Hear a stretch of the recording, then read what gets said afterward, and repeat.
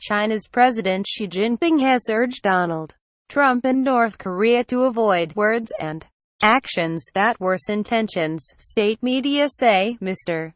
Trump and North Korea have been exchanging hostile rhetoric with the U.S. president, threatening to rain fire and fury on the North. But China, North Korea's only major ally, has been urging restraint. A White House statement said the U.S. and China agreed North Korea must stop provocative and escalatory behavior. A statement by North Korea's official KCNA news agency issued on Saturday said the Trump administration had better talk and act properly if it did not want the American empire to meet its tragic doom. Long-standing tensions over North Korea's nuclear program worsened when it tested 2 intercontinental ballistic missiles in July. The regime was also angered by last week's UN decision to increase economic sanctions against it. According to Chinese state media, Mr. Xi told Mr. Trump in a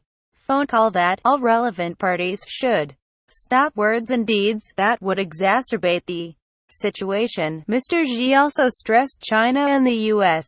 shared common interests over denuclearization and maintaining peace on the Korean Peninsula. A White House statement on the phone call did not mention the apparent plea to the U.S. president. It stressed the two men enjoyed a close relationship which would hopefully lead to a peaceful resolution of the North Korea problem. President Trump has previously chided China for not reining in North Korea, saying it could do a lot more, from fire and fury to locked and loaded. Tuesday, North Korea best not make any more threats to the United States.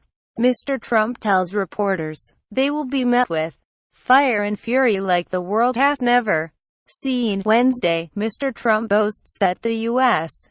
nuclear arsenal is more powerful than ever. Thursday, he says that his fire and fury warning may be, "I wasn't tough enough."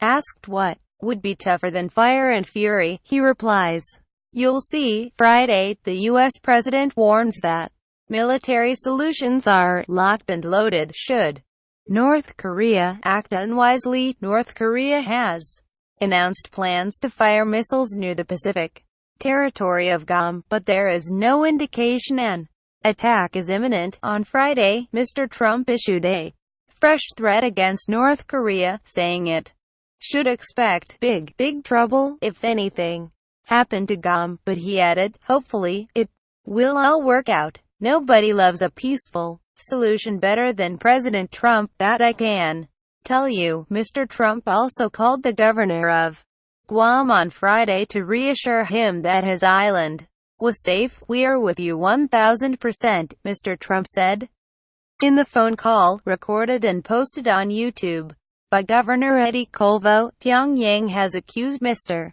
Trump of driving the Korean peninsula to the brink of a nuclear war. Russia said the exchange of threats between Washington and North Korea worried Moscow very much.